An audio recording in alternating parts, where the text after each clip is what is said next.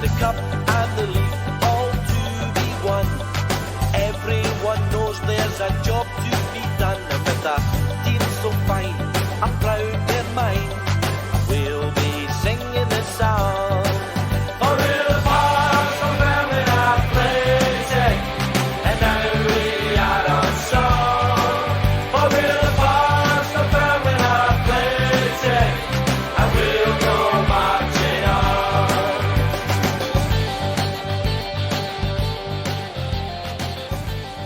The Dunfermline Athletic Former Players Association podcast is sponsored by Starnut Apparel. Affordable and stylish clothing born on the terraces. Visit their website, Instagram, Twitter and Facebook. Welcome to another episode of the Dunfermline Athletic Former Players Association podcast, Walking Down the Halbeath Road, where we will reminisce about yesteryear and the players who've been lucky enough to wear the famous black and white stripes. I'm your host, Mikey Motkiewicz, and on this episode we speak to John Potter, a supporter from the terraces who went on to live the dream by playing, coaching and then managing the club. He made over 60 appearances playing for the Pars between 1999 and 2014 before embarking on his coaching career. So sit back, grab a bovril and enjoy this one with John Potter.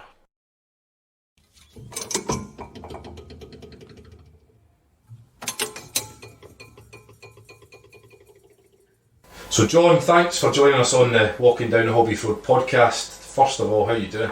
I'm very well, I'm good, thanks. Just dropped the kids at school, so I've got the day to myself, so quite happy. You must be the busiest man in Dunfermline. I'll tie you down for this podcast for a while. No, I know, I've just changing jobs a little bit. I'm actually dropping kids here, they're never in the morning, so trying to do other bits and pieces, football coaching wise, so that's, we're here now, happy to do it. Keep them busy. Yeah, definitely. So we'll start at the top. You were born 15th of December 1979 in High Valleyfield, so just tell us a little bit about growing up in High Valleyfield and being a Valley boy. Yeah, no, I loved it. My dad was from there, my mum was from Northern Ireland, lived in Valleyfield till I was 16 really, and loved it. It was me, mum and dad, my two older brothers, and it was just football. Just played football. My two older brothers played football. Brian's 3 years older than me and Gavin's 6 years older than me, so I was the youngest. But we just wanted to play football and loved it. Loved it in there. There was just a strong kind of mining community. Loved their football. A bit of a mixture. Dunfermline, Celtic, Rangers, a bit of everything in there. And generally people speak about High Valleyfield, this and that, and I wouldn't move there, I would do that, but being brought up there was brilliant. Loved it. Yeah, I loved it. Never locked your door. Yeah. Never got in any trouble. Never seen anything. Loved it. It was a great place. Superb. See, growing up from a football point of view, were you guys aware of your George Connolly's and your Bertie Paytons and that kind of rich Valleyfield history? Yeah. My dad was used to he was friends with George Connolly. Right. So they used to so my dad used to talk about him. Didn't really know him or hard to see any footage of him. Knew obviously about Payton, and even at that point, Kenny Ward. Yeah. So Kenny Ward was obviously played at Dunfermline. He lived at the top of the village, and when I was growing up, my older brother Brian knew him a bit more than me, and ended up playing with him at Oakley and stuff. So I knew bits and pieces for different players in Valleyfield, but you could always tell there was a kind of football connection there. Yeah, and then memories of football as a kid. So who did you play for when you were growing up? It was always Valleyfield, so just the local team. But I played I'm trying to think of it now. I take my boys down to Petrivi on a Saturday, Sunday morning, and it's 4-a-sides and it's 5-a-sides and it's 7-a-sides. It was 11-a-sides, under 11s. That's when we kind of started playing properly. So I used to play with the year above because of my birthday and stuff. So I was always playing with older guys, but just played for Valleyfield from under 11s to under 14s pretty much. Yeah. And we were good. We were a good team. People didn't like coming to Valleyfield to play. And we won a lot of cups and did quite well, and I played there until eventually went to kind of Celtic pretty much. So went from there to Celtic. So it was always Valleyfield at that point. Brilliant. And was there any other players in that kind of age group that went on to be footballers? Not really footballers. At that point there was good players and guys that you thought were brilliant, but not really to go on to play professionally. At that point there was I used to play beside a boy called James Watt, who was the Rangers. He went to Rangers full time. I went to Celtic full time. So the two of us at the same time, but he kind of fell away and didn't kind of kind of keep going with it. So, but at that point, for a wee club like Valleyfield, there was two guys that went to Celtic and Rangers at that point. It was John Fraser. He was just. John was a bit older. Aye, so I was good friends with John's younger brother. Right. John's a couple of years older than me. So John would be the other one, but kind of a couple of years older than me. But John went on to Everton Fairman. Still speak to him now, and did quite well. He did. So talking about football again, you mentioned before you used to go to East End Park as a kid. So what's your kind of early memories of going watching football? Not paying in for a start. My dad, I just remember my mum and dad used to take me and my older brother Brian and just getting kind of lifted over turnstiles. I remember it being absolutely mobbed. We used to sit in the corner between the Norrie and where the kind of corner flag. The corner flag used to stand there. Yeah. And it was just a day out, and that's what we did on a Saturday. And I used to love it. I remember the 2-0 they beat Rangers game. John Watson header. Mark Smith. I remember that one. That was an early one. I remember. So I remember that one, and we just always used to go until probably when we started playing. And if we were playing on a Saturday, we changed Saturdays and Sundays. Maybe we didn't go as much then. But from young, it was my mum and dad and me and my brother used to go all the time, and loved it. It was just going to watch games, always standing, losing your mum and dad, getting lost. Crowd going everywhere, and it was brilliant. Used to love going on a Saturday. Superb. And who was your heroes? Probably back then. Not just on Fairmont, football in general. I loved Liverpool at that point, watching them. Right. I don't know why, just did. I liked John Barnes, Beardsley, Rush, they types of guys.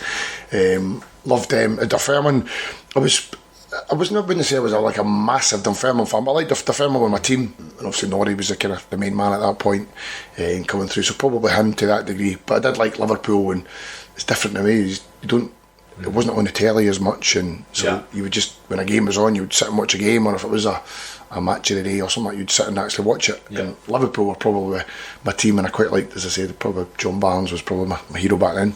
Brilliant. And then in '96 you joined Celtic as a youth. How did that move all come about, and did you have opportunities to go elsewhere? Did you have trials at other clubs? Or? I was doing okay for High Valleyfield, and then I just got I had a few different options. I went to training at Dunfermline a couple of times. I got a couple of offers for kind of Hearts and Hibs, but I was genuinely quite happy just playing with my boys' club. We went into training at Celtic, and I went to one tournament. I hadn't even trained with them really. I went to play a tournament, and they actually asked me to sign on. It was a thing called an S form back then, but it was basically you're committing to the club. I was 14, I think. You're committing to that club, that you train with that club and stay with that club, and I quite liked it. I quite liked the guys. I knew it was a commitment for my dad, because we had to travel to Glasgow to train, because at that point Celtic had a team in Edinburgh, which is a kind of affiliation a little bit, but at that point it was, you'd go through to Glasgow and train twice a week and play at the weekend. So I just decided to go for it. I quite liked it. Later on I'd heard that there might have been a couple of opportunities to go down south and bits and pieces, but I joined Celtic, got to know the guys. I was on my own, there was nobody really else for this area, and I just signed an S form pretty quickly, and just did it. And I was still, I think it must have been third year or fourth year at school, but committed to that club. School went out the window at that point. A little bit. I was alright at school. I actually loved my our school football team, so it was quite a big thing at St Columbus at that point. And at that point they actually took over. They had kind of preference over your school, so you used to play for your school on a Saturday morning, then I was sometimes going to play for Celtic on a Saturday afternoon. But in the school could kind of take preference at that point. So I signed on there, and I was quite happy to. I used to, for a year I still played for Valleyfield, but I signed for Celtic, and I just used to do a bit of both just for a year, and then I got too much, and then just went through and started playing through there. It must have been just a complete eye-opener going to a club like as big as Celtic, Celtic Park. Wow. Yeah, it was amazing. When you think of it now, like the training facilities that we used to go to, like, were terrible when you think about it now. And there was an AstroTurf near Celtic Park, and it was Barrowfield where they trained, which was quite good when we got to there. But it was just meeting people from Glasgow, just a different whole other world, going through myself to train with them, and a couple of times a week. And said I would just get in for school and have half an hour in a way. And it was my dad used to take me one night a week, and there was a scout from Fife they used to take me through one night a week as well, and my dad would take me to a game on a Saturday, so it was a big commitment for him that at the time you probably don't realise. But now with kids and driving about, you realise how it is. You're at that point now, aren't you? I've got 4 boys, and you're driving all night and at the weekend and stuff, so it's a lot. So at that point my dad would just get in for work, and basically my mum would have a packed lunch and we'd just go away, and that's us till 11 o'clock at night. But hopefully it was kind of worth it in the end. Definitely. And that Celtic youth team, who was in that youth team? Any names that went on to have good careers in the game? Probably the team that we had at that point, it was amazing when you think, actually speak about it now, like we won everything, every game, every cup, and we just got to a point where we all went full time eventually, but we got to 18, 19, and the ones that were like my age group, they all just stopped playing very quickly, and there were some like proper real good players. But from the one at that point, you become the ones below come up to your age group, and the ones above kind of, so you're a mixture. So at that point, Matt Burchell, was a year below me, but he was in our team. We had Liam Miller came in from Ireland, obviously died a few years ago, sad. Colin Healy was there from Ireland, Jim Goodwin, so those type of guys, they were all like a year or two below or above, but we ended up playing in the one team. They're all training together. And all in the one team. So no, there was those guys who went and have, like Matt Burchell was probably one at that point, who was a year below, and he stayed in Livingston, so I used to travel through with him sometimes. And was he one of these guys, even at a young age, you thought, wow, he's a player? Yeah, just quick, lightning quick, scored goals. He was in very early. I think he came in full time the year after me, and he just trained with us for a little bit, and then went to reserves quite quickly, and then just went straight to first team and got a chance one day, and he was just so quick, and he could finish. And he got his chance pretty quick, and you could just tell that he's got something about him. Well, he was one that Craig Brown took to France '98, wasn't he? He took away, there was 4 of them I think, and he went away as not a boot boy, but just to get the experience a little bit, and he was one of them. I don't know if dead young at that point. He must have been 17 at that point, 17, and I think I might be right. I don't know if it's the next year he went away. The next year was when he broke in and actually scored. I think so. Scored against Rangers very quickly, and he just kicked on. And he was a good player. He was quick, very quick. And talking about that year, I've got in my research that you travelled to Portugal with Wim Jansen. Yeah, did I? Yeah. So what's your memories of that trip that you can tell us? Yeah. It was all a bit weird. We had a game in the morning, so Celtic were, if I'm right, they had to play St Johnstone to win the league, to stop 9 in a row. So we had a game in the morning for the under 18s, it must have been, and then went to the first team game, and they beat St Johnstone 2-0, and we were doing what we know to do. We hang about and doing our jobs and whatever, and they were going to Portugal. It was an end of season thing. I think it was, I'm not sure if I'm right, I thought it was something to do with Cadetti's transfer, and they were going to play Sporting Lisbon in the game. It was all agreed, something like that. But there was I think it was internationals coming up, so a couple of the boys, the first team boys, had pulled out. So the coach phoned me at night and said, "You're going tomorrow to Portugal with the first team." I'd trained with them a few times and stuff like that. He said, "But there's a few of you going, so get your bags back." And I'm like, wow. So they just won the league the day before. So we went up the next morning. It was me, Matt Burchell, and there's another one. There's 3 of us, I think. Younger ones went, and they just won the league. They didn't train. They just drunk and celebrated winning the league. We were a bit quieter and just stayed out the road a little bit. But I think they trained. They went to the stadium the night before the game, and they played Sporting Lisbon at their stadium. Amazing, massive stadium, beautiful pitch. I was a sub, but the players were playing. I say the league was won. They were out on the pitch, drunk pretty much, or been drinking. They weren't really bothered. It was just part of it the club had to do. So they went out and played. Didn't get on. Don't know why. I don't know if Wim Jansen actually knew my name, but it was a brilliant experience to go over with them and be with them. And they were great. They were brilliant guys like Alan Stubbs and Craig Burley and Paul Lambert, and they were just good guys with us. And then. Were you quite in awe of these guys like Paul Lambert, who's won the Champions League with Dortmund? A little bit. Some of them were a bit quieter with us, and some of them were just brilliant with younger players. Like I remember Alan Stubbs and Tommy Johnson were just brilliant with younger players. They would just come and sit and talk and just ask you how you were doing and just have a laugh with you and make you feel comfortable. Yeah, comfortable. They types of guy. The other guy, Paul Lambert was quite a quiet guy. Even like say Jackie McNamara and Simon Donnelly, who were just a little bit older than us. We're still quite quiet guys, but you get a little bit from them, but not too much. But it was a good changing room. So that was a brilliant trip. And I think, if I'm right in saying, I'm sure at the end of it, we were just coming home, and Vim Janssen got everybody together and said he was leaving. And so we were in the room and stuff, and well, it's just won the league, and it was all that. And it was and I think he waited till I got home to announce it and stuff. But it was a bit surreal, really. Yeah. And then Venglos comes in. Yep. And that kind of signalled the end of your time at Celtic. Yeah. Look, I wasn't good enough. There was a spell where I was doing really well for the reserves, and playing every week, and they had real shortage of centre backs for the first team, and I thought I'll maybe get involved, maybe get a wee sniff, but they just went and they signed Scott Marshall, Gordon Marshall's brother, on loan from someone. I thought, Arsenal. Yeah. So I wasn't good enough. I was just miles away from being good enough at that point. It was a wee spell. Did you know that as well? Did you think I'm never going to get a chance? Yeah, I just thought I wasn't good enough, and at that point the age group I was in, we were like the reserve team. The year below us, it was Matt Burchow and Liam Miller and Goodwin. They had a really Stephen Craney. They had a really good team. So at that point, Eric Black had came in and over kind of seen the youth thing. Our whole team pretty much left, which was the right decision because we weren't going to play. And they brought the ones below us up to try and push them. So the right decision, hard at the time, but the right decision. Yeah, and then obviously you're looking for a move. On the 6th of September '99, you return home to Fife and sign for the Pars. Yeah. So how did that all come about? It was strange, actually. I went to train with.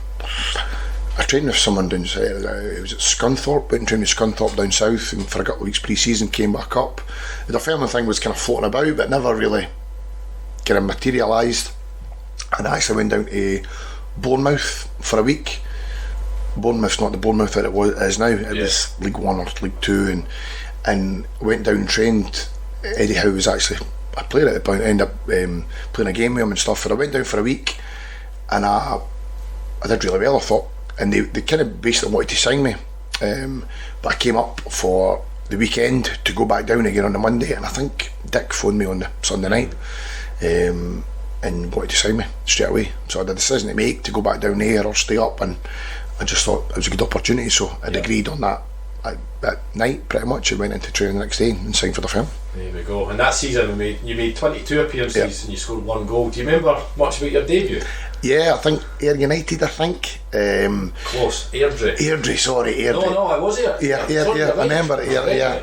I remember I was in my I'd been in a few weeks. I probably wasn't really up to scratch yet fitness wise, and there was a mixture between. I was part of the reserve group, if you want to call it that, but we trained the first team every day, and I was doing okay. Thought I was doing all right, and I remember Dick. I was at my girlfriend's house, well, my wife now, at her house, and it was a Friday night, and I think I was in the squad the next day, and Dick phoned.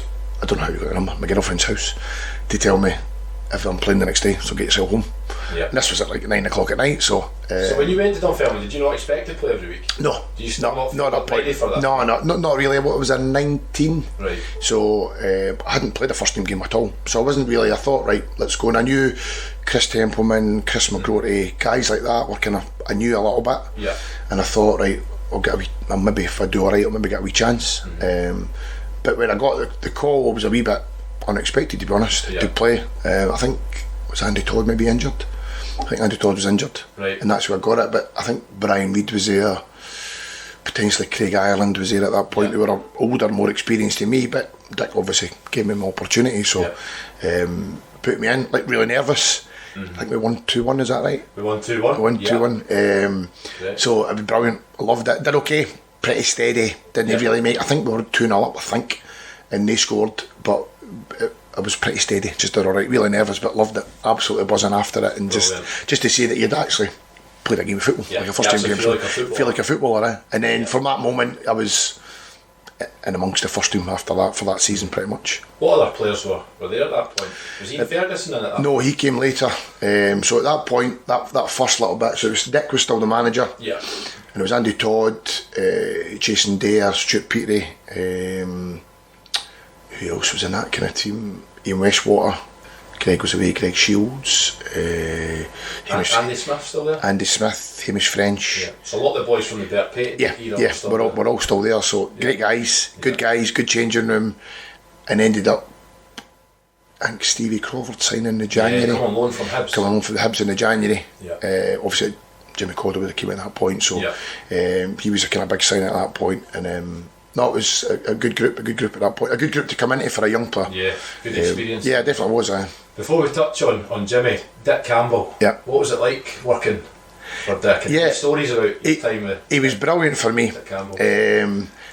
I'm pretty sure it must have been only 6 or 7 games that I had with him, and when I got in, pretty much I played most of them, and he kept me in the team. And as I said at that point, Andy Todd came back fit. He was the main manager for him, and I'm sure there was one game I played in front of him, which was a big thing for me at that point.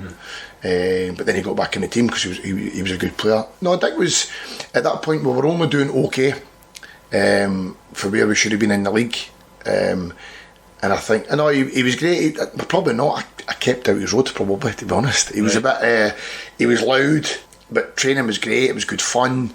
We trained well. The boys are good. I probably did. I was still in at that point. I was still in at the old East End where the kind of lounges now. The changing rooms are up there. Going down the steps. Down the steps. So there was a home and the home and away. So the first team boys were on the home. At that point, I was still in the reserve one.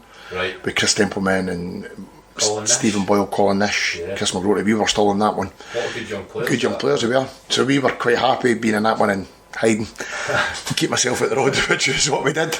And on a Friday, it was like the list would pretty much come up and get printed on, like old school printed. That's who's in the squad tomorrow. We'd all go up and have a look. So probably kept myself out the road a little bit. I do remember his last game, Dick. I think it was at St Mirren away, and we got beat. It was between us and St Mirren. Yeah, at that point, and we got beat quite bad over there. I'm sure. I think I might have been a sub that game. And I remember him come in, and I'd never really seen a manager go mental, really. And he went mental round all the players, telling them how good he'd been for them and what he'd done for them, and kind of throwing it back in his face. Just he maybe, the writing was on the wall, maybe, possibly at that point. And it was hard, different for me. And then I'm sure it was the Sunday or the Monday that he left. Yeah, he left pretty quickly after that. So you guys, were you not shocked by that? Or was it a shock? Probably a little bit. We weren't doing really badly in the league, but I think we drew a lot of games and got beat a couple of games. And for the squad we had, I think they were expected to be a wee bit higher up the league. St Mirren were doing well at that point. I think we were second, maybe a point behind St Mirren. Yeah, so not that much. So I don't know if there was something else that had happened in it, but I think it was a wee bit of a shock. Jimmy was obviously there, Jimmy Nichol. I think Jimmy had it for a couple of games as well. So see, at that point when you're 19, you don't really think. You just keep yourself out the road. If you play, and just keep quiet actually. And then Jimmy Calderwood comes in, who nobody knew anything about. What was it like working for Jimmy? Straight away, was it a total difference, total change in training, mentality? Yeah, probably. I loved him, and it's like I played a lot that year, but the following years I didn't play as much. But I would never say a bad word about him. He was brilliant. He was energetic. Training was slightly different. He was demanding. He built a good squad. He knew exactly how he wanted. He used to. When he first came in, and as I said, he was good to me. He put me in a team, and I pretty much played every week. And he would give you. It was a different way of football. He would give you like man marking jobs. So we used to play St Mirren that year. We had a front three of usually Mendes, Lavetti, and Mark Yardley. And at times he would put Scott Thompson on Mendes just to mark him. He was a tremendous player. Tremendous player, yeah. I would go on Lavetti, and either Andy Todd or whoever else would play would go on Mark Yardley, and it was like a man marking system, and you would just stay with your guy, stop him scoring. And was that totally alien to you? Yeah, totally different.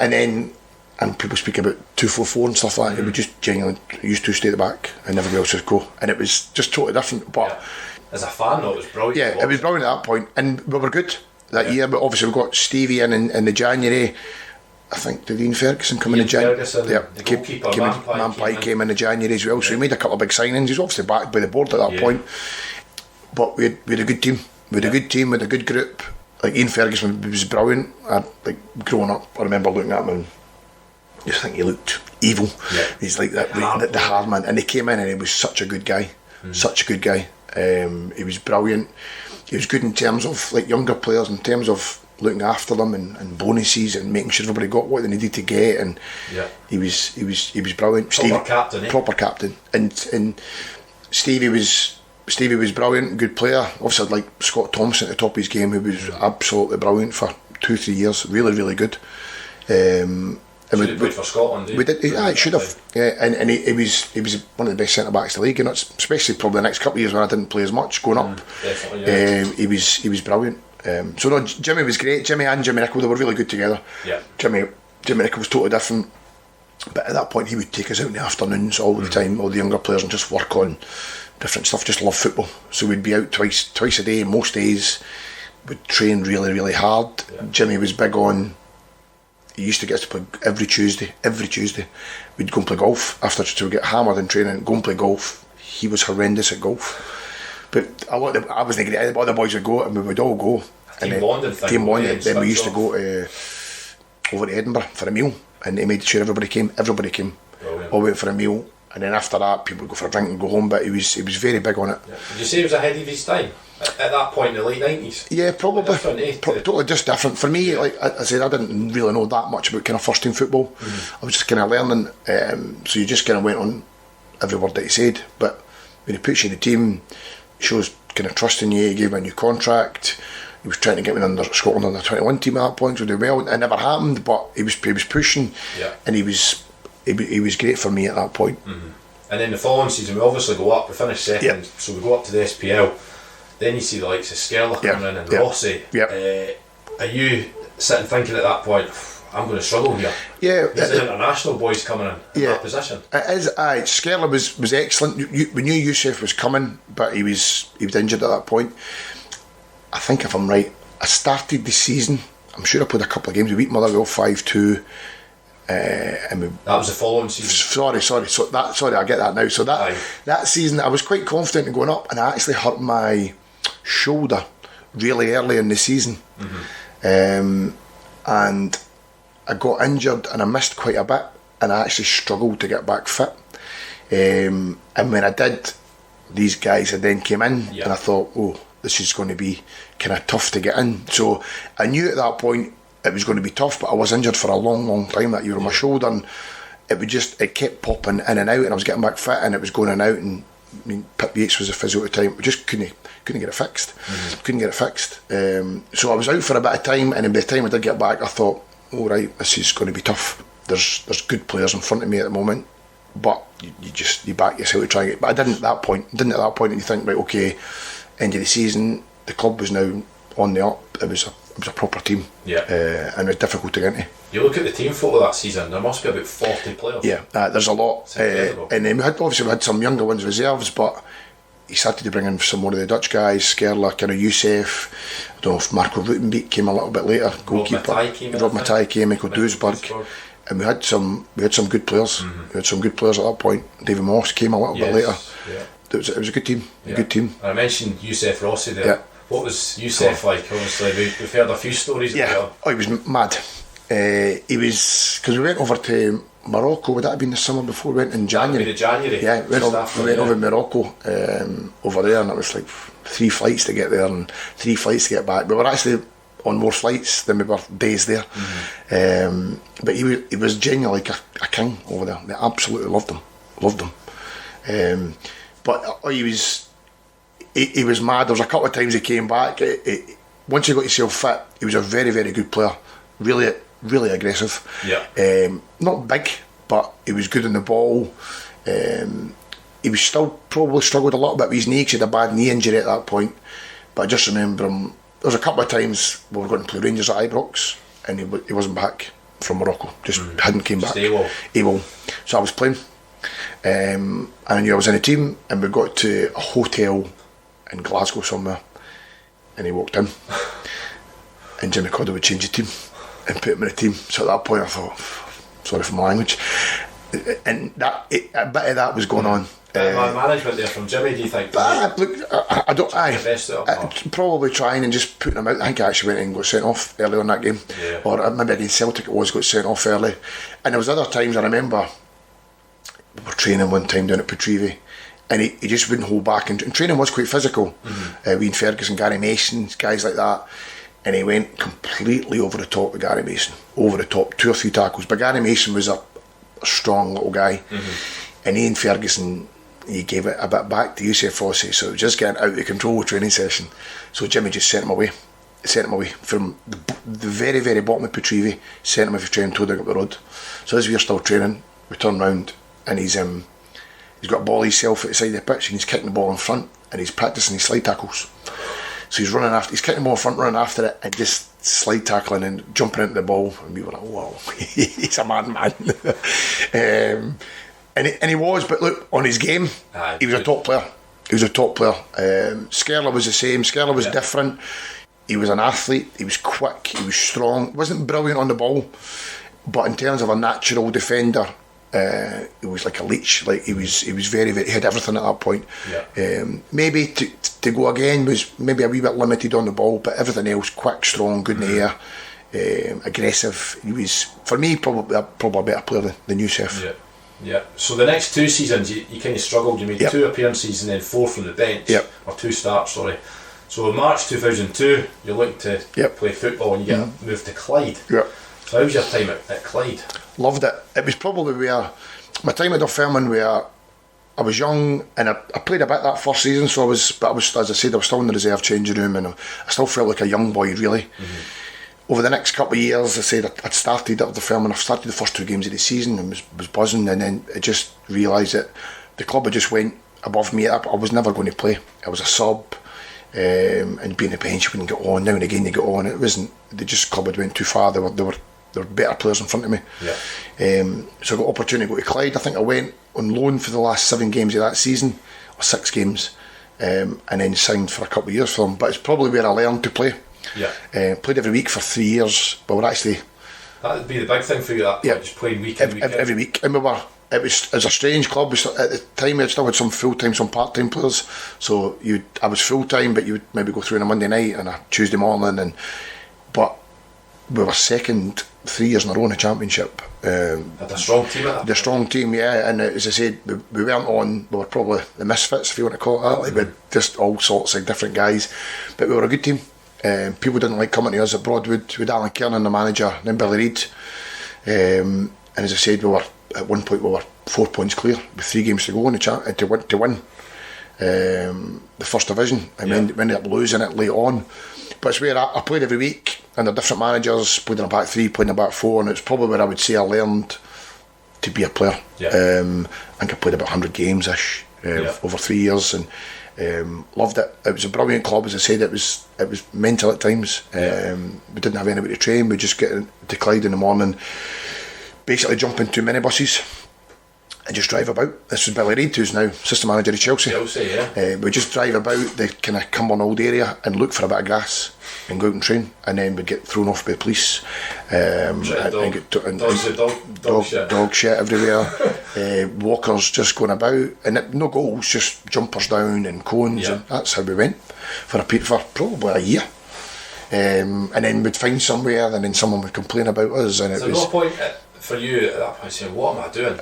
I don't know, not really, no. I don't know why. I just enjoying it. We were playing, we were winning, and I probably didn't know that much different. Just loved it. And we did really, really well. We had a good group. We're all about the same age, and as I said, that's where I learned to be a player. And then you moved to St Mirren in 2005. You spent 6 years there, 6 good years. So you went promotion your first season, the SPL, and then you play the Challenge Cup final. You then get to the League Cup final. So a good 6 years for you.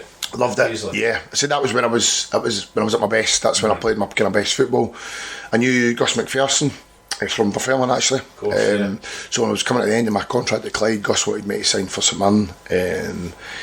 And I did. They were in the championship at the time. I thought, right, they could do quite. I knew Gus, knew what he was like, knew Andy Milne a little bit. So I went there, and it was brilliant. Loved it. It was kind of 6 pretty successful years. Winning the league the first year, so it was brilliant. Getting up, and we were good, very good team. Going up to the Premier League and being a Premier League player was different for me, and I ended up being captain for a few years as well. Like you're going to St Mirren, and you're going to Ibrox and Parkhead and Hearts and Hibs, and it was hard. Did you find it a big step up? Yeah, big step up, aye. Big step. Look, we were down for the first 3 years. We were always down at the bottom of the league, but we stayed up. We always stayed up. We always, when it came to it, we were good. Came to the crunch. So for us, that was a big thing. And then, probably maybe 4 years into it, we actually really did improve the team and probably underachieved for a couple of years. We should have been around about the top 6. And we weren't. We had a good enough team at that point, with enough experience to try and get a little bit higher, but we didn't. But look, we always stayed in the league, which was important. That would always be the aim. The league was strong. It was a strong Celtic, Rangers, Hearts. I think there was a spell there when Hearts had George Burley and Romanoff, a proper team. And Hibs under Mowbray, I think, maybe. A few spankings at Easter Road for that team. And Dun United, Aberdeen, they were tough places to go. So it was, we had a good team experience, and we got to the League Cup final. And probably my biggest regret in football, we were doing really, really well. 11v11 against Rangers. Nothing each at half time, and then they start the second half, they get Kevin Thompson sent off, I think. And then they get centre back. Was it Rangers? Danny Wilson sent off. So down to 9 men. And basically we're on the pitch thinking, well, we're going to win the cup. That's that. I remember thinking in my mind that we're going to win it. We're going to win it. There was nothing each at the time. This is our time. And they broke away with 8 or 9 minutes to go and scored. Chris Boyd? No, Kenny Miller. And I remember I was out wide with Naismith, and I think he was going to cross it in, and I probably let him cross it in, so I thought there was nobody there. But he scored, and then it was just the noise, and it was so loud, and we just couldn't break them down. After looking back now, they were just compact. Yeah, but we probably went for it. At that point, we probably went to try and win it. I think there was maybe 25 minutes to go when he got sent off. Now looking back, it's easy to say now, he should have just kept the ball a little bit and tried to, even if it was another half an hour injury time, extra time, sorry. But we didn't. We went for it, and they broke away and scored, and it was devastating. To lose it to 9 men, I'm not sure it's embarrassing. Well, a little bit is probably. And that was probably kind of my one regret for my time there. They always say though, when teams go down to 10, 9 men, it's harder to play against. Yeah, 10 can be hard to play, especially for a team like St Mirren, because we weren't used to being on the front foot, and we weren't used to being expansive and trying to break teams down. We were a solid unit, is what we were. So in the first half against Rangers 11v11, they would come forward, but we were quite solid, and we would break. When they sat back a little bit, we just didn't know how to break them down. We weren't good enough to break them down. They had David Weir at centre back, he was incredible. Yeah. What was he at that point, about 40 years old? He must have been. He'll be 38, 37, 38, and he just sat there, suited him, and we couldn't break him down. And then they had a bit of pace going the other way, and it was a hard one. Yeah. But on a positive note, you made 234 appearances for the Saints, scoring 2 goals, and you're inducted in their Hall of Fame. Yeah. Must be an honour for you. Yeah, I genuinely did, loved it. A wee bit disappointed when it came to an end under Danny Lennon, but I genuinely did enjoy it. I played every week, played in the Premier League for 5 years at that point. Got promoted, won the Challenge Cup, got the cup final, semi-final, captained the team, and it's where I played my best football. So getting the Hall of Fame 2 or 3 years ago was brilliant. It was great. Amazing. And it's a great club. I had a good time there, and it's when I spent my best years playing football. Yeah. Well, you stay in the Premier League, because the following season you return to Dunfermline. Yeah. So Jim McIntyre brings you back here. Was that an easy decision to come back to Dunfermline now? Yeah, look, I was a wee bit disappointed the way I left St Mirren. I was due to stay, and I was kind of promised stuff to stay at St Mirren through Danny Lennon. We ended up staying up, because I had a few things in the January that year that I could have maybe done, and he said no, there's a contract there. Ended up staying up. Contract wasn't there anymore. It was away, so I was a wee bit bitter at that point, the way it ended. But pretty quickly, Jim McIntyre wanted me to come. They just got promoted. They had obviously a great year in the Championship, got promoted, and it was a pretty easy decision for me to come in. And I knew they had a good team. I knew they had a Celtic team, so I'd have to fight for my place. Yeah. But what are you fighting against at that point? So at that point, the ones that got promoted were Kevin Rukovic, Alex Keddy, and Andy Dewey. Right. At that point, and I think in the end when they won the Championship, I think it was Rukovic and Keddy played a lot of time. Dewey was a sub, but those were the players that had got promoted at that point. So I knew they would probably start the next season. but it was an easy decision for me to come. Eugene McIntyre, I watched them when I wasn't playing with St Mirren, so I knew they had a good team. I thought they had a good team, and it was an easy decision. Yeah, well that season was really tough. Yeah. So we start okay. Yeah. And it goes pear-shaped pretty quickly. So Jim McIntyre loses his job. Jim Jeffries comes in. Yeah. You made 36 appearances, but obviously we got relegated that year. It was really tough. Was it tough for the players at that point? Yeah. Did you guys know there was financial issues and things going on in the background? Was that distraction? No, not really. I'll be honest, me, I was really poor that year, and it's my one bit with Dunfermline, the kind of club that I support. I was there when I was really young and probably not good enough, and I was there when I wasn't older, maybe 32, 30. And when I came back, I just wasn't as good. I was poor that year. I thought I could still play in the Premier League, but I remember coming into training very early, and it was actually Joe Cardle, David Graham, Steve McDougall. They were good players. Yeah. But I would always back myself on like 1-on-1s, and I'd get a block and stuff, and I just felt myself struggling a little bit. And I said 32, maybe 33, 32, I think. I didn't play well. Yeah. And we went to the Premier League, and we actually did start well. I think we won a couple of games and drew the first game, won the next couple. St Mirren was the first game. Yeah, St Mirren nothing each, and I'm sure we beat St Johnstone 1-0, Dundee United 1-0. Yeah, started strong. Yeah, started strong, and then it was hard. That I had my own thoughts on it as well. That we played 4-4-2 at that point, and Jim was great. He was brilliant, but he really wanted to go and take the game to the opponents. I just felt at that point it was getting hard. We were losing goals left, right, and centre because the Premier League was strong. Yeah, and it was a hard season, and I didn't play well when I was there. I just didn't, and I knew it myself. In and out of the team a little bit, and I was probably pretty poor, and I wasn't. Most of us were probably. Joe had a good season. Joe Cardle scored 10 goals, I think, and some other bits and pieces. But it was a tough year. Yeah, but there was nothing really in the background. I remember a bit in January, a bit of kind of players back and forward a little bit, but there was nothing really in the background. It was a tough league, and we just fell short. It was. And around about that time, 2012, you start moving into the coaching with Craig Dargle. Was coaching at that point in your mind? What to be a manager or what to be a coach? Yeah. As soon as I came back from St Mirren to Dunfermline, I got in touch with Stephen Wright, who was in charge of the youth. So even that year, I was helped taking under 17s on a Sunday and one night a week. So I was because I'd done a little bit of that at St Mirren as well. So no, I enjoyed that side of it. It was something I was kind of looking at doing, and I did enjoy it. And then obviously as the year goes on, there was administration, there was bits and pieces. I got an opportunity to take the under 20s and move on for that. But I was always interested in the coaching side of it, and it's something I was 32, 33. I'd done my badges. It was something I was interested in. Yeah, going back to obviously playing for the club. I've asked this to David Bingham and Ian Heddle, two local boys. Did you always feel there was an added pressure on you being local? Did you feel that? Not really, no. As I said, when I was here, I was young, and then a little bit older. I think maybe if it was in that time where I was probably at my best, and I would play every week, and I was then maybe then at that point, but not really, no. More so later on when I was manager for a spell and stuff. That was when it was more difficult. But at that point, it felt alright. No, I didn't feel any more pressure. Cool. And then you go on loan to Queen of the South in 2012. You then return to the club. You played your final game the 3rd of May 2014 against Rangers. Yeah. Was it an easy decision at that point to retire and hang up the boots? Yeah, it was. Yeah, at that point. It was all very. When I came back from.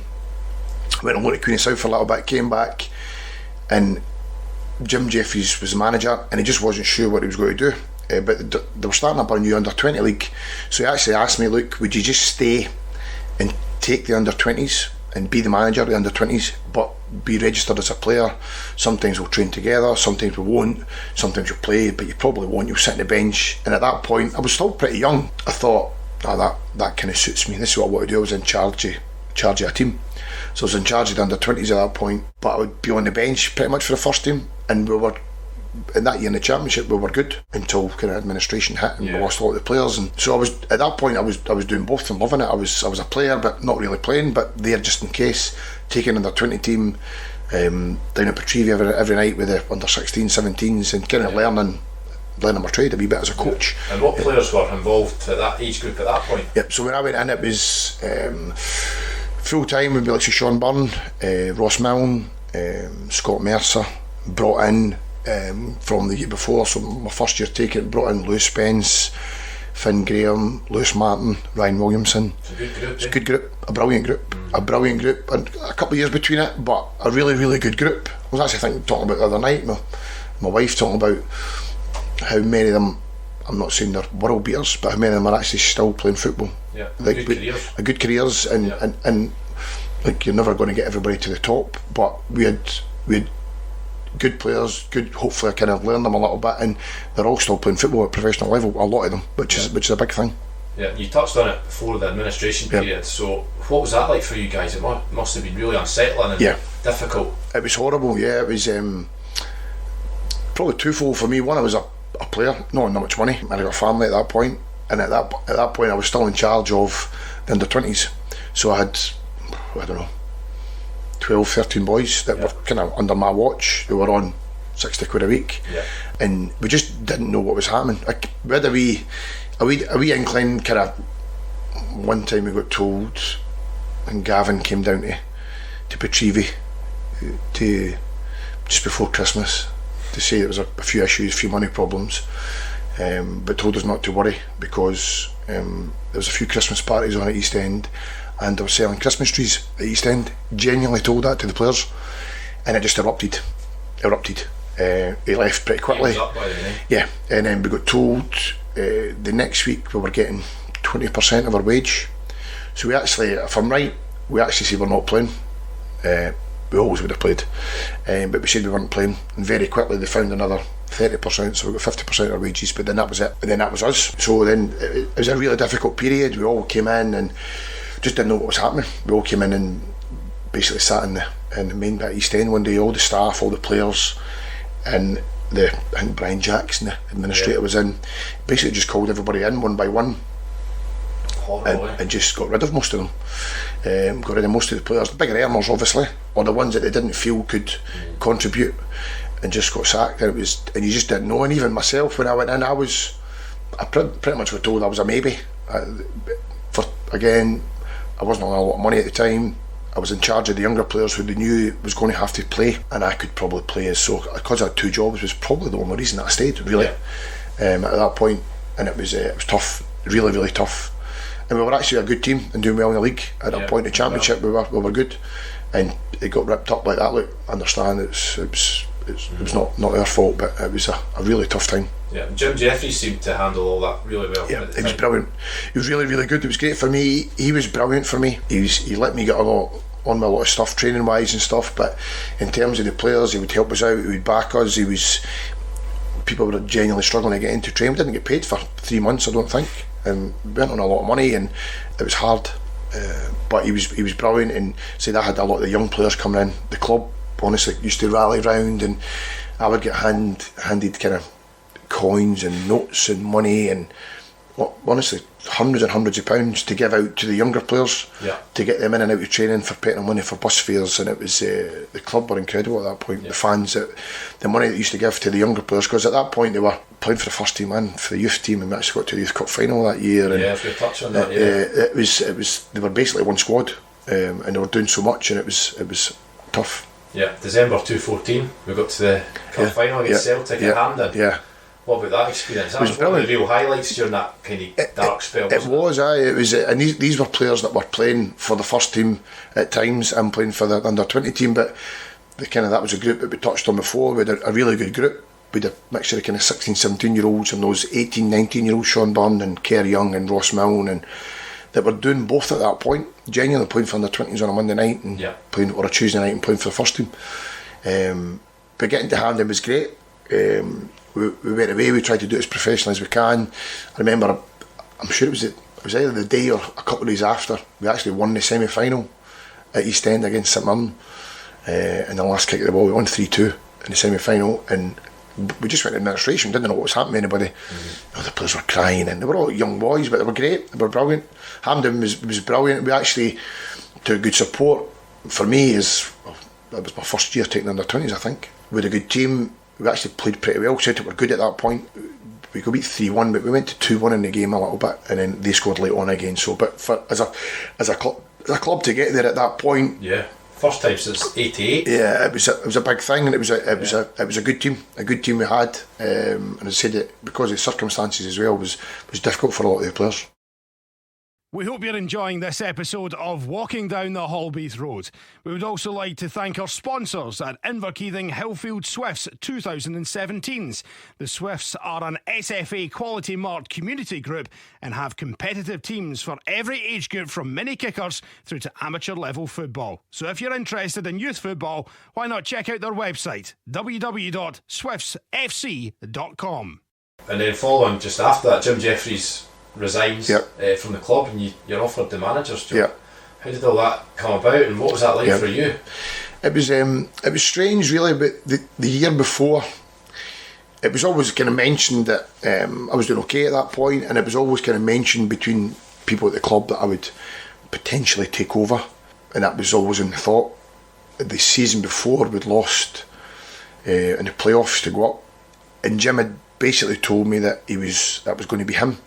He was going to stop, and then I would probably take over then, which was the start of a season, so you could sign players and build your team, and I used to think about it. But then he decided quickly on, to stay, which was fine. It was his call, and the club wanted him to stay. I think we started the season okay, and then we just went on a bad run. And we actually had a decent team. We just went on a bad run. Performances, it just wasn't happening. And then I think one day, he spoke to the board and just decided that he was going to leave, probably between the two of them, I think. So I kind of heard that I was going to get offered it through different directors and clubs and stuff. So spoke to me and kind of offered me at kind of the end of the season. And look, it was a big decision for the club because we were in League One at that point, administration, we weren't doing that well. We're starting to kind of build again. Yeah, starting to go again. With some young players, with some guys signed from kind of League 2 and League 1 to try and go back up the way a little bit. And when they all got the opportunity, it was brilliant. Like, it's a no-brainer. And looking back now, I think, was it the right decision at that point for me? But how can you say no? It was a club I supported, and it was an opportunity. So one of the decisions, if you hadn't taken it, you'd be questioning what if. Yeah, and you couldn't not stay in the area. I knew the players. Like I said, a lot of the young players were in the team that I knew. I would back myself to go and do well. I thought, no, I can turn that around, because we were struggling a little bit at that point, and it was an opportunity for me. It was, I think it was just before Christmas, I think. Yeah. How did you find the experience overall? Tough. I'm not tough. Like, I genuinely loved it. Like, I was pretty young at that time. We just couldn't get results. We couldn't win. We drew a lot of games, lost a few games. Look back at now, there's things I would do differently. I was going to ask that. Now, a more experienced coach and manager, looking back, what are the big things you think, I should have handled that better, I should have dealt with that better? A couple of things. I should have signed 2 dominating centre-backs in January at that point. And when I go back, and it just shows you about football, we were a nice football team. We passed the ball really well. We had a lot of young kids in that were used to passing the ball. We would dominate loads of games with the ball. Means nothing. Because we didn't score enough goals, and we didn't defend well enough at the back in difficult moments, set pieces and things like that. So there was a couple of things. Probably I would in January. Obviously, it was my first kind of transfer window, and didn't know what to do, and too difficult. And I would have signed 2 centre backs, proper old school kind of League One centre backs, which I didn't do. There's a couple of times, a wee spell where it was tough. I probably, the type of guy I am, I like having relationships with the players and being in. That's just who I am. At that point, I thought I'd step back a little bit, and Neil McCann was there at the time. I let Neil take training, and I would just step back, and it's not me. But I thought that was the best thing for the time, to show the boys I'm pissed off a little bit and not happy with them. I mean, really, that's not me. That's not the type of guy I am. But I thought that at that point it was better to kind of step away from them. And look. Did you learn even then, like, be your own man? Yeah. Don't try and copy or look at what other managers. Probably after it. When I look back, I thought, right, and we should have still been a bit more successful. Like, I remember Michael Moffat was brilliant, and he used to come apologise to me every week. I'm so sorry. He went there. He used to play so well. Yeah, just couldn't score. And he had so many chances, and he used to come and apologise all the time. And Josh Faulkner and Andy Geoghegan, and good guys, and they just, and I used to speak about them, just type of guy, and training's great, we're organised, we're a good enough team, we're set up well. It didn't happen for whatever reason. I said we didn't score the first goals, and Faisal had Halbeath too. He just got involved, but it wasn't at the level where he was at. Some of the young boys struggled when it got hard, and it was just a bit of a mixture, and it was tough. Like, I lived a minute for the ground, 2 minutes for the ground. We didn't do well. Fans obviously weren't happy. I was going to ask you about that, because you spoke to me before, obviously, about that experience and getting abuse and grief. That must have been tough for you and your family. Yeah, it was. My wife and I had a couple of sons at the time, I think, maybe three sons actually at the time. And I lived quite close, and it was a difficult period for everybody. And there was times I'd down at St Margaret's school, an old guy started shouting abuse at me, and I had my kids going to school. It was times I used to drive a kind of minibus about, like a 9-seater preferred minibus, and there was a note left on it one time, and fuck off out the club, and stuff like that. And I was quite a young manager at the time, and there was just fans. I get it, they weren't winning, they weren't happy, but it was difficult. It was weird. I used to stay in the club a long time, and it probably worked too much, to be honest. Probably did. Just was so, and still was trying to get involved in the 20s. I still seen that as my baby a little bit, and the academy, and I was trying to fix everything. Still try to do everything at the club, and I probably just should took a step back and said, no, I need to concentrate this a little bit. But no, that wasn't nice, and it was the first time. I've never really been into kind of social media or forums or that, and I think it's hard for players. And at that point, it was forums and stuff were probably just getting big, and my wife used to read it, and it doesn't help, does it? No, it doesn't help, and it's hard. Luckily, I didn't go on it, but I knew a lot of the players would go on it. You're hearing it in the dressing room. Yeah, hearing it in the dressing room, and they would speak about it. I need to tell them, and it affects his confidence, and it affects the players, and affects what they do, and they think that's what everybody thinks, and it's not really the case that way. So it was a tough period, I'm going to be honest. But like you're saying, you live locally, you can't escape it. No, you can't even go for shopping. No, I didn't shop in nights out. I didn't do any of that. Stayed out the road. Just avoid it. Stayed out the road. Which isn't right, is it? And we'd won a few games. We won a few games as well. We drew a lot of games. So it wasn't a massive. I had 16, 18 games if that or something. But it was difficult at that point. The end of that season. The club then announced Alan Johnston's going to come in as manager. So what was that like for you? Probably pretty tough. I'd spoke to Ross MacArthur, was the chairman at the time, and I had a brilliant relationship with Ross. So we spoke about, during the end of that season, about building for next year, and obviously I wanted the job to be mine, and I felt that a lot of boys that were out of contract would be leaving, and that I'd already earmarked a few boys to come in for the following year, and I knew the following year we'd have a good team. I just knew the players where they were, who we could sign, the league we were going to be in, and I thought, right, this is the time to get the job. This is the time, because we'll win the league, and I just felt that straight away. So I was trying to get the job, but obviously Ross made it. I think he went back and forward, but we spoke to him about it since. But they just felt they needed a bit more experience. Alan had obviously won the league at Queen of the South, so they brought Alan and Sandy. But I spoke to him about it, and I went back to doing the under-20 job, and just as a coach. So you were quite keen to stay at the club at that point? Yeah, I was keen to stay. I was keen to stay as manager, but then I knew when Alan came in, he'd have a decision to make what he did with me. But look, he was great. He wanted me to stay. Wanted me to work with the first team, still take the younger age group, which I did. It was tough a bit at the start, because Michael Murphy started scoring in a week, and he thought, how could I not do that last year? The players that I had. Were all. And Halbeath too. Just had a wonder year. And again, that wasn't anything. That was his time. He was learning a couple of years before. Hadn't played football before, and I loved the side pitch. So he was learning all the time, and he just had a wonder year. And the club ran away with the league. They had a brilliant season. But we're really, really good. Look, I was part of it. I was part of the coaching staff. I would still take some of the younger players, and some of the younger players again were like say Ryan Williamson and Lewis Martin were playing most weeks. Sean Byrne, Lewis Spence, they were all in the first team, so that was a big thing for me that I brought them to the club and they were playing. But a little bit was difficult because I felt that could be me taking the team. But said Alan was great with me, Sandy was great with me, and it was a successful couple of years, to be honest. The following season we obviously go up to the Championship. Hibs are in the league that year, and Dundee United as well. Strong league. We done really well, didn't we? Yeah, we did well. potentially could have done we did well that year. I think the following year we potentially could have done a bit better. When I look back now, and I looked at the team we had and the firepower we had up front, possibly could have won St Mirren won the league that year. We could have won that league. We should have won that league probably. When I look back now in the team that we had and the squad that we had, I felt we could have kind of kicked on a little bit, because we had a good team, we had good players. But St Mirren ended up winning the league, and I think we were in the playoffs. I think got beat in the playoffs. Ended up getting beat. So that was difficult. Yeah, and in the following season, you get the opportunity to go down to Sunderland. Yeah. So how did all that come about? Obviously, you're good mates with Jack Ross. He gets the job down there. Tough decision at that point. Yeah, probably a little bit. So we were still in the Championship at Dunfermline, still in the same job, enjoying it.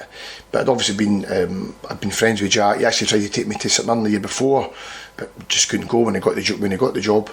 And he'd actually just won the league with St Mirren that year. But when I speak about him now, he felt the Dunfermline team was stronger than his St Mirren team. But St Mirren just went on a wee kind of crest of a wave. So I think I came back and I'd done a couple of weeks pre-season with Dunfermline, taking training with Alan and Sandy. And Jack got the Sunderland job and just wanted me to go. But look, it was a massive club. I had to think about it a little bit because I knew my position at the film was pretty safe. It was a secure job, and I could have kept doing it if I really wanted to do it.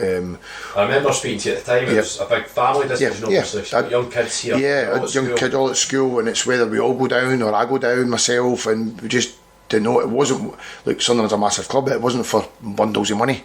So it wasn't like we could move everybody down, everybody would be great. But look, I had to make a decision. I thought it was a good opportunity, and I took it. Yeah, and you've done well down there. So just touching a little bit on the Sunderland, because obviously we could talk all day about that. But the first question I wanted to ask you was about the documentary, the Netflix thing. Mm-hmm. How was that? That must have been so strange. It was bizarre a little bit. So when Jack got offered the job, they never mentioned it to him. They'd already agreed it. It was signed and done. And then when we got down, when he signed, but I came down like the week after he'd agreed. It was just with a few meetings with guys, and there was just cameras everywhere. But in the end, you didn't really notice them that much. They didn't come in every day. Came in a lot of days. They did a lot of. They asked to get in the changing room and team meetings, and Jack just says no. I'm not having that. That's my place. They had a lot of other kind of stuff. They would do training and have interviews with players, but they could. So at the start, they went round and interviewed everybody. I maybe did 8 or 9 interviews at different periods, training, off training, loads of different stuff. But they did that with everybody, and then soon you kind of realised what way the documentary was going to go, because they kind of stopped asking to speak to you. So they had the 3 or 4 that they were going to go and the route they were going to go down, and in the end you didn't really notice them.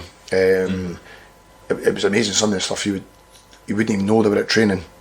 There was a guy maybe 100 metres away, but he would have the big kind of sound box and stuff, and then they would send us stuff to say, this is what we're going to use, might I use that, and you would hear your voice. So were you guys getting to see before it went out, or were you guys watching that on Netflix for the first time? No, so this was a bit. So they did it. Obviously, did it. The Sunderland did it the year before, and when they got relegated for the Championship. So all the players like Eddie McGeady, George Honeyman, Lee Cattermole, they hadn't seen it for the year before.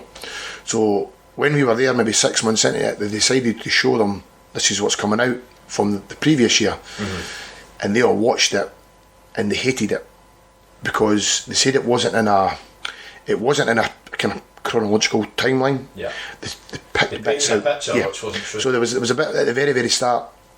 They got beat off Celtic 6-0 or something like that at home pre-season, and there were loads of pictures and videos of the fans booing. The fans are not going to be booing at pre-season, so they've took that from later on, and it was there. The guy who was in charge of the Netflix said, it's our duty to we've got to kind of tell a story, and then the players would say, well, tell the true story. Yeah. And a couple of interviews they did, they used it different as entertaining. Telling a false story. So then they moved some interviews around. Though I didn't do that interview then, I did it then, so they weren't happy with it. Players didn't like it. As if there's not enough pressure. No, I know that. A massive club like Sunderland, and then you've got that. And we got that, and in the end it was, but we didn't really notice them that much. For me, you did a few interviews, bits and pieces. When you watch it, we got to see a couple of episodes before they came out. But obviously, I think I'd obviously left by the time it came out.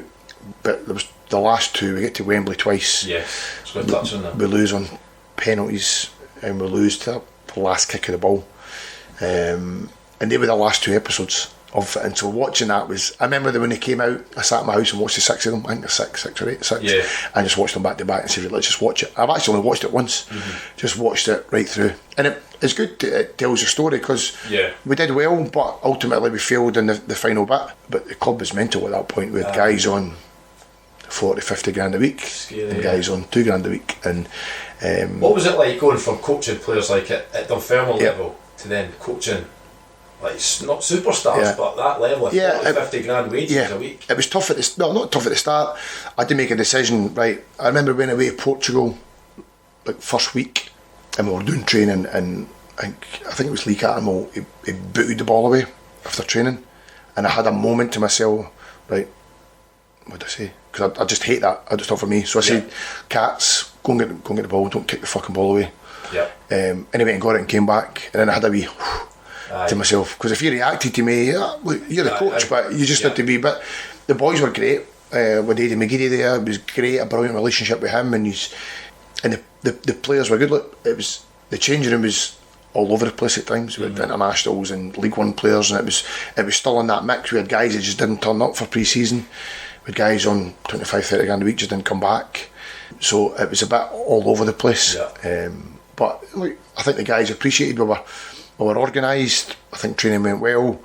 We gave them, you've got to give them days off, because we were in Sunderland, you travel all over the place. So every game's 4 or 5 hours at least, probably. Were you guys flying the games? We only in a couple bus, so we're in a bus everywhere. But I get funny, the first couple of weeks I'm down there, they said, we'll show you the bus that we've got, because we're going to be in a bus. This spaceship type bus came round the corner. Bit different for your Dunfermline bus. But it was incredible. It had Sky, had a kitchen, had beds downstairs. It was unbelievable. Different world, eh? Is this alright? So like me and Jack would just look at ourselves and went, yeah, that's fine, it's fine. This will be alright. But we're in it for all the time. We got trained down to London a lot of time, flew to Portsmouth, Plymouth, even then sometimes get the bus back up. So I think you're learning all the time again, though. Going down to England, totally different from Scottish football. It was non-stop. It was Saturday, Tuesday. Because we did well in the Checkatrade Trophy as well.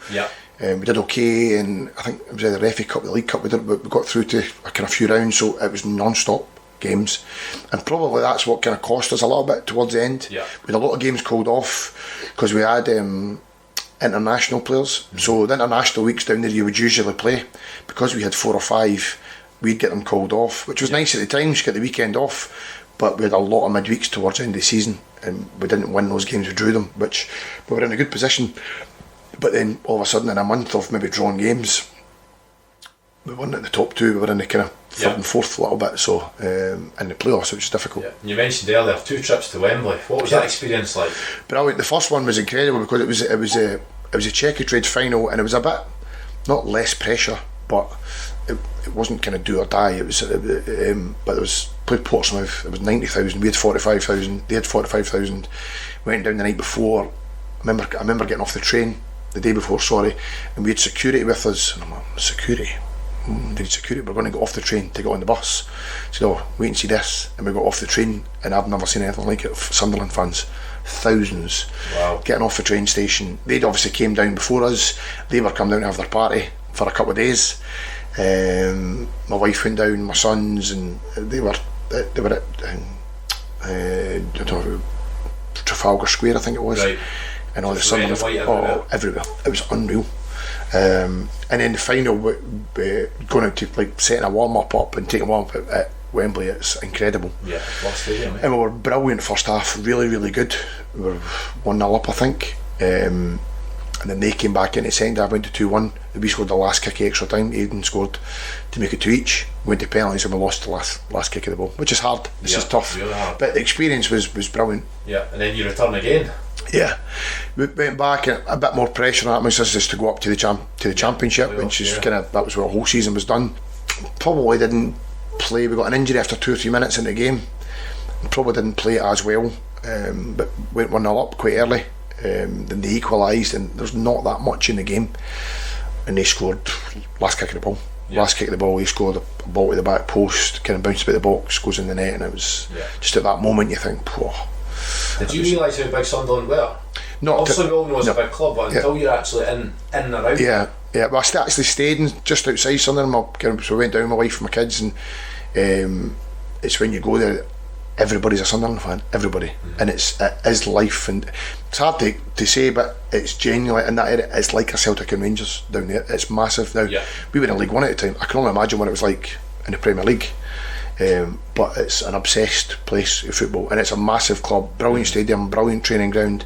At that point we still thought there was millions of staff, and that's them cut twice from Premier Championship to League One. So but it was a brilliant club.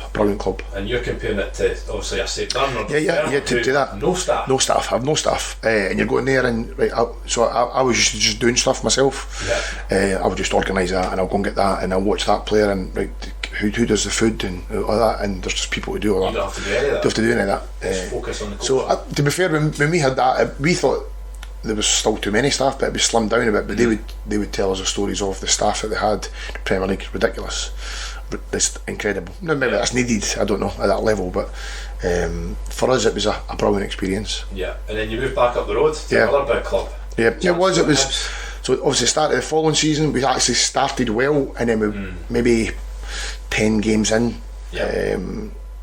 we drew quite a lot of games, lost a couple of bad ones. Jack got sacked, he came up. I ended up staying for another month. Phil Parkinson came in, wanted me to stay. I was enjoying it, but at that point my wife and kids had back up the road, and I was just doing a bit of travelling, but it's not that far, it was fine. But then Jack got a Hibs job and wanted me to come up, so kind of thought it made sense. Good opportunity to come back, good club, chance to be successful, so came back up, and was excited to go to Hibs. Again, another club with big support, big expectations. What was that experience like? Loved it, genuinely did. A really good club. We had a lot to do when we got in, we felt. Again, just different for us when we got there. It was a big club, but we thought there was a lot of kind of staff that I don't know what they did. There was just a lot of people in the training ground. The club the team weren't doing it as well. We're kind of down to bottom of the league, and it was a big decision for Jack to kind of go there and try and keep them up at that point. But we went in and we felt we got a kind of made an impact straight away with the players, how we did things, some younger players. We thought they kind of bought into what we did straight away and loved it. It was a good club. Obviously that first year we won quite a lot of games pretty early, and I think COVID hit that first year, so we managed to get up to 6th or 7th or something like that, but it stopped January, February, whatever it was, and so we did enough to kind of do what we need to do, and then from then kind of following you with a great year. Had a great year. What was it like as a coach during COVID? It was tough. It was a lot of not knowing at the start what we were doing. We were trying to keep the players kind of occupied a little bit in terms, because we didn't know if we would start back or not. So we'd give them programmes sent out with Zoom meetings about different stuff. We had a laugh Zoom meetings, we had Zoom meetings to keep fitness and just keeping in touch with players, really, just to see, just in case something had happened. Look, it soon came apart that I don't think I was going to start back at that point. So look, it wasn't easy, same as everybody else, I suppose. And then when you guys returned to the training ground with all the new regulations and restrictions in place, was that disruptive? A little bit. It was a lot. It was a big organisation with COVID testing and waiting, and we could only bring them in groups of 6. Couldn't sit outside, couldn't go inside the building. We were all outside, so we couldn't go into offices and stuff. We were all little groups, but we're all thankful we were back at work. A lot of folk weren't back at work, and we're back trying, and football's coming back. So at that point, it was we were thankful for it to get back and get back to some sort of normality. And then unfortunately, you guys lose your jobs at Hibs. Did you guys feel hard done by? Because at that point, Hibs were doing well, weren't you? Yeah, look, the year that we had, the year before, we finished third. We had the Scottish Cup final from the year before during COVID. We got to the League Cup semi-final, and then we got to the Scottish Cup final. And look, we didn't win it, which we probably should have done with the team we had, but Hibs hadn't been to third for 16 years. We got to semi-finals, finals. We brought young players into the team. We turned down. We got told to make kind of signings from. We got asked if we would like make kind of Scottish-based young signings, and Kevin Nisbet. We brought Ryan Porteous into the team, Josh Doig into the team. We got £2, £3, £4 million bids for all of them. all turned down. So got to semi-final. So we thought, right, we had a good year. Didn't win the cup, but we took that on board. Second year, we were in Europe football. Started the season really well. Got a European football. We were at the top of the league, and then with a few injuries, and we just had a bad run of 8 or 9 games. 8 or 9 games with a bad run of. We still had a couple of wins in there, quite a few draws, a few defeats. And got to a final, beat Rangers at semi-final, won 3-1. So we were in another final coming up, the next final again. And we did have 2 bad games with Livingston, but never in my mind did I think we were going to be sacked. No, just for what we'd done. We had a final in 3 weeks, and we had a couple of games in hand because of COVID again. So if we won that game in hand or 2, we would have been back up to 4th in the league. So for me, it was a really, really strange decision. And that's football. It's how it works sometimes, how people work. Do I think Hibs regret it? Yeah. I think they'll get back there now, but what they did at that point for me was a wrong decision, and wrong time, wrong decision at that point. Look, again, if it went on for another 2 months and we kept losing games, lost the cup final, I understand that. But was there pressure on the Tennessees at that point? Yeah, look, fans were so. Our successful year, there was no fans there because of COVID. So they came back and they were good at the start of the season. Fans are fans. It's hard. They moan and they boo. And we were brilliant at the start of the season, and we had a bad games. We had 1 game at Livingston, but we didn't play well. We got beat 1-0, missed a penalty, and the fans were big in numbers, and they would be going crazy. And like, social media is a big part of it now. Fans are a big part of it. We had a new chief executive. We had an owner in America. As soon as chief executives and owners get a bit of stick, they don't like it. No. So what's the easiest thing to do? They sack the manager. Of course, get some points back. Yeah, it definitely does. Yeah. Yeah. So after Hibs, you have a brief spell at Queen's Park. Yeah. A club that are on the up, aren't they? Yeah. It's going to be quite exciting watching them. And then now you're back through in Fife at Hearts. So how's it all going at Kelty so far? Good, enjoying it. I said my spell at Queen's Park was really good. Actually, I had a month out from Hibs, and then had 4 months here, quite relaxed. Just take training and help manage the team, and it was good. We managed to get promoted. It was good, enjoyed it. Could have stayed there. Had a couple of offers, and I know Dean McKenzie and Andy Barnum at Kelty and offered me the job. Had a lot to think about it and thought, I'll give it a go. So came back. It's all a bit different. It's obviously part-time. Being a manager myself, not done it for a long time. So there was a lot of things that I had to get used to pretty quick. With a lot of injuries very early. With no physio, so there's things that just took a little bit of time, but I knew the guys that were there would back me. We managed to get a few signings in.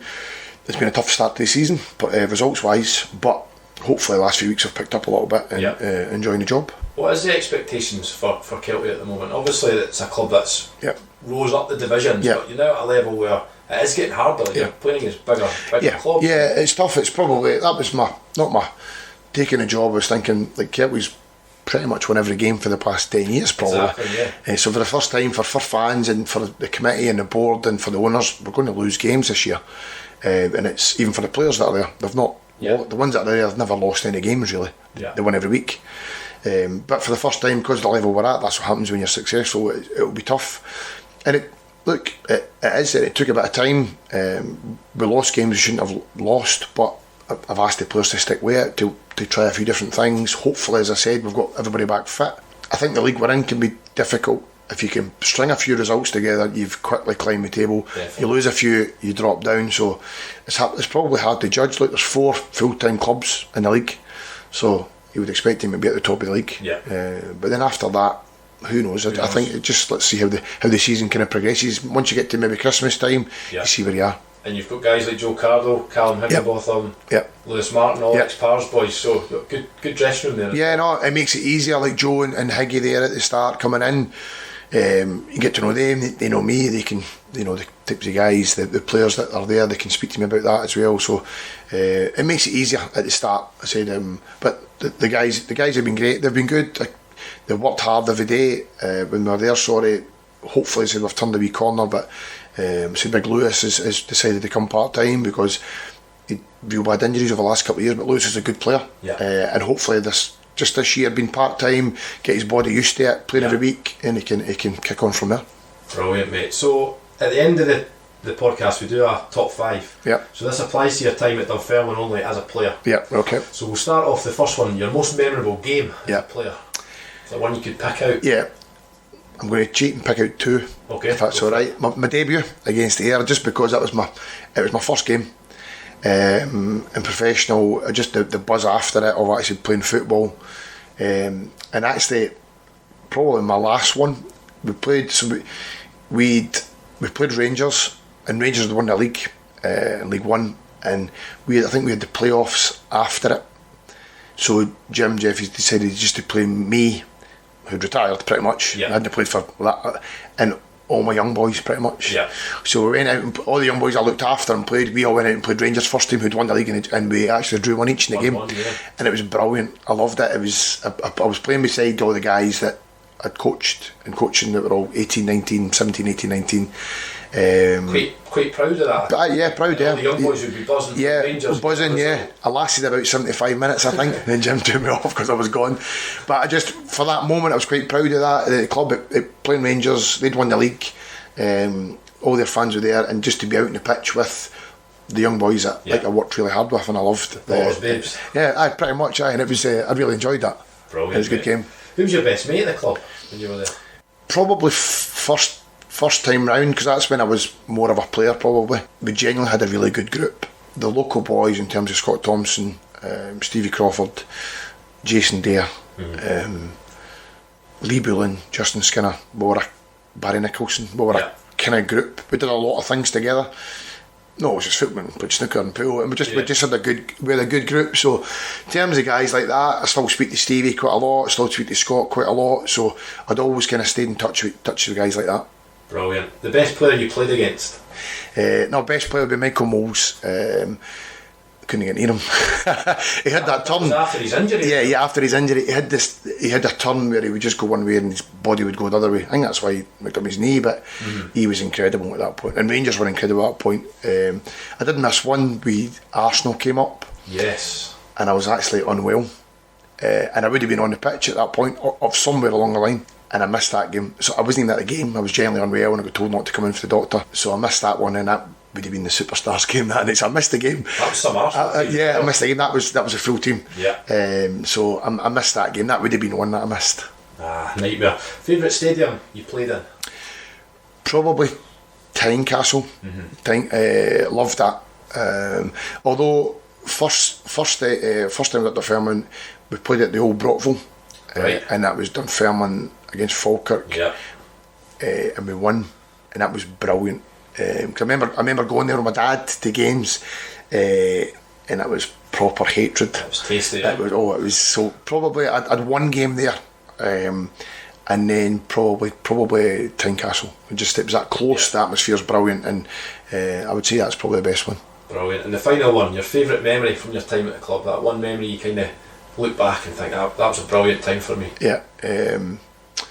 Probably, although it's not kind of first team, that year when I took the under-20s, when it was started my kind of management. Look, make my debut's always a big thing. Your last game's always a big thing. Look, there's moments in there. We obviously got promoted my first year, which was a big thing.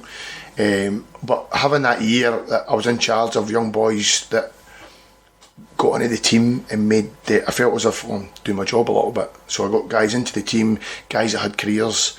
Hopefully, if you ever asked them, I'd helped them a little bit on the way. So I did enjoy that bit of my job of seeing these young boys getting into the team and having careers in football. Brilliant. Well, John, thanks very much for your time today, and we wish you all the best for the season ahead and beyond with Celtic. Cheers, thank you very much. Thanks for listening to this podcast. I'm sure you'll agree John was a fantastic guest, and there was some brilliant stories in there too. Remember, you can subscribe to the Walking Down the Halbeath Road podcast on all the usual platforms such as Spotify, Apple iTunes and Amazon Music. Thanks as always to Jan Motkiewicz, who produced this episode, and music was supplied by Stuart Dusty Miller. We look forward to next month's episode when another former par will join us to walk down the Halbeath Road.